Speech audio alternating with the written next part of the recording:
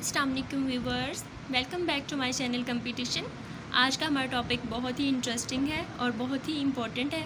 आज हम पढ़ेंगे लैन के बारे में कि लैन क्या होता है और अपने फंक्शंस कैसे परफॉर्म करता है। So LAN local area network is a type of computer network. Local area network जो है ये कंप्यूटर नेटवर्क की ही एक टाइप है that cover a small area, जो स्मॉल एरिया को कवर करती है। It is generally limited to a building और ग्रुप ऑफ एडजेसेंट बिल्डिंग। इसकी लिमिट्स जो है ये कितनी कितनी हो सकती हैं। फॉर एग्जांपल एक रूम हो गया, बिल्डिंग, ऑफिस बिल्डिंग होगी, कॉलेजेस हो गई, यूनिवर्सिटीज़, कैंपस। और इसकी मैक्सिमम रेंज जो है ना लैन की वो 10 किलोमीटर्स होती है। ठीक है, it consist of limited number of computer. इसके साथ हम बहुत सारे नोट्स को अटैच नहीं कर सकते, इसकी लिमिटेड होती हैं। वो बताते हैं कि इतनी लिमिट में ये बहुत अच्छा परफॉर्म करेगा। ठीक है, LAN is design to share different resources. जो लैन है ये डिज़ाइन किया गया ताकि ये डिफरेंट रिसोर्सेज को शेयर कर सके। कहाँ पे? मतलब अदर कंप्यूटर्स के साथ। कौन कौन से हो सकते हैं वो रिसोर्सेज हमारे पास? Such as computer, scanner, storage devices and application programs between computer. मतलब कंप्यूटर्स के दरमियान ये शेयर करते हैं रिसोर्सेज को। The network of a computer in computer laboratory of a college and network of a computer in a office building are example of LAN. अब ये लैन की एग्जाम्पल है, जैसे कि कॉलेज में नेटवर्क है। ठीक है, वो एक जैसे हमारे पास वो लैन नेटवर्क है, लोकल एरिया नेटवर्क के थ्रू काम करते हैं। ठीक है, वो जहाँ पे जब एक सर्वर को वो मैसेज कोई कन्वे हो जाता है तो वो ऑटोमेटिकली बाकी सारे कंप्यूटर्स तक भी पहुँच जाता है। ये हमारे पास लोकल एरिया नेटवर्क की एक फिगर है।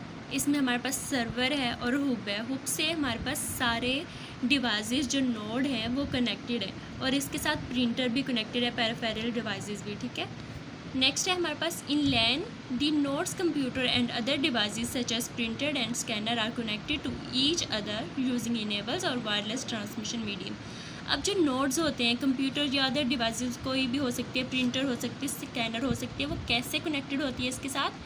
Throw cable, wireless transmission medium. ठीक है, अब हम देखते हैं कि NIC क्या होता है। NIC होता है नेटवर्क इंटरफेस कार्ड। ये क्यों यूज़ होता है? It is use in each computer to connect it to a LAN. अब लैन के साथ अगर हमने कोई भी और नोड कनेक्ट करना है ना, तो उसके लिए हमें किसकी ज़रूरत होगी? NIC की। ये क्या है? Network interface card. ठीक है, the network card enables the computer to share information between other computers. अब जो NIC है ना, ये कंप्यूटर को इतना इनेबल बनाता है कि वो इन्फॉर्मेशन को अदर्स कंप्यूटर के साथ शेयर कर सके। ठीक है, जो लैन के साथ कनेक्टेड है। The data transmission rate through LAN is very fast. अब डाटा ट्रांसमिशन रेट जो होता है लैन के थ्रू वेरी फास्ट होता है। कितना फास्ट होता है हम देखते हैं। It is from 10 megabits per second to 1 gigabits per second होता है। आगे हमारे पास एडवांटेजेस ऑफ लैन।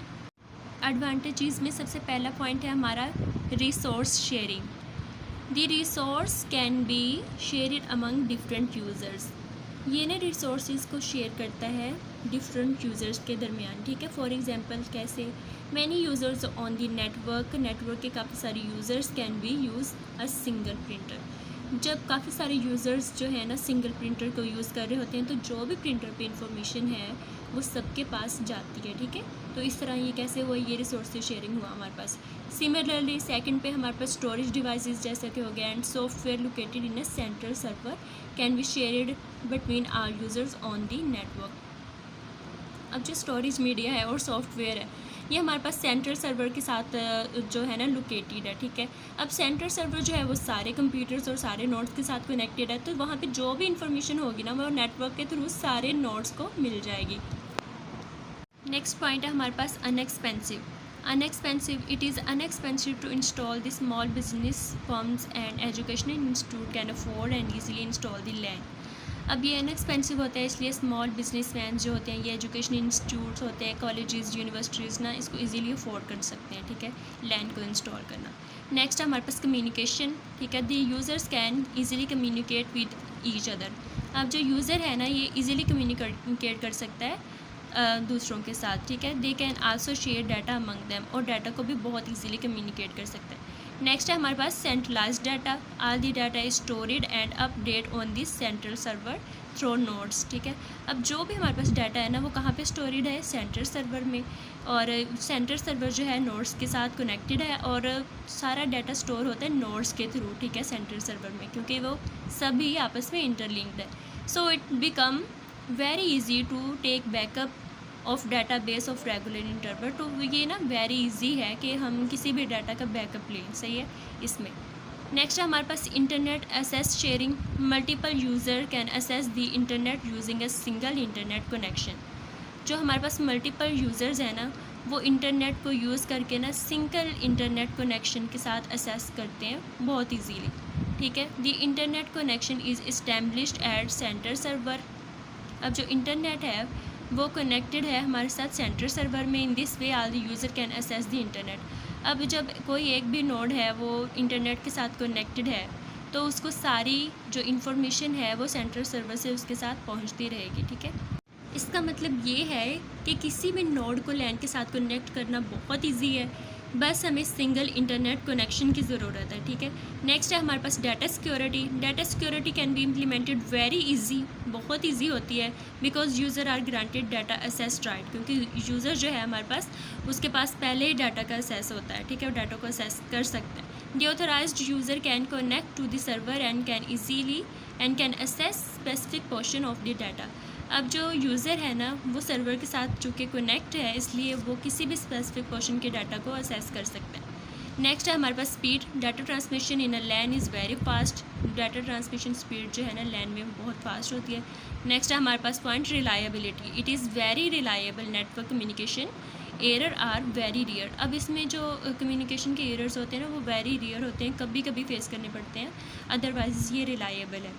नेक्स्ट हमारे पास डिसएडवांटेजेस ऑफ लैन। इसमें हम देखते हैं क्या क्या होता है। So if central server is infected by virus, अगर हमारे पास सेंट्रल सर्वर जो है वो वायरस से इन्फेक्टेड हो जाए, then the important data and software stored on server may be corrupted and entire network may also be affected.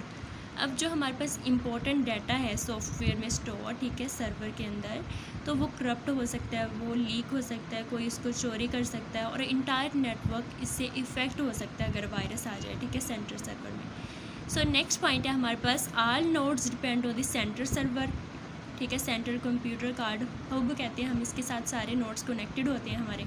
If it is fail then entire network will stop working. चूँकि ये hub के साथ सारे हमारे nodes connected होते हैं, अगर वो ही काम करना छोड़ जाए तो सारे हमारे जो बाकी के नोड्स हैं वो भी काम नहीं करेंगे, हमारा इंटायर नेटवर्क फेल हो जाएगा।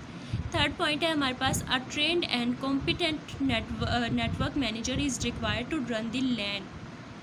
So handsome salary has to be paid to him. Therefore, it become very expensive to run the LAN. अब अगर हमारे पास कोई बहुत ही छोटी सी ऑर्गेनाइजेशन है तो हम वहाँ पे लैन को रन नहीं कर सकते, क्योंकि वहाँ पे लैन को रन करने के लिए एक ट्रेंड और कॉम्पिटेंट नेटवर्क मैनेजर का होना ज़रूरी है, जो उसको रन कर सके, उसके फंक्शंस को समझ सके, उसके साथ नोड्स को कनेक्ट कर सके, ठीक है। तो उसके लिए हमें एक हैंडसम सैलरी उसको देनी पड़ेगी, तो ये हमारे लिए एक्सपेंसिव हो जाएगा। नेक्स्ट है हमारे पास मोस्टली इन अ लैन में 1 or 2 printer are shared among several user. In this situation lengthy printer queues are created, so the user have to wait for long period of time to take print on the printer. अब जो लैन में ना printer को काफ़ी सारे users एक time पे भी यूज़ कर रहे होते हैं, तो इस सिचुएशन में अगर कोई लेंथी प्रिंट कर रहा है, ठीक है, तो बाकी यूज़र्स को उस टाइम में वेट करना पड़ेगा प्रिंट को यूज़ करने के लिए, ठीक है, बाद में। सो ये था हमारे पास लैन।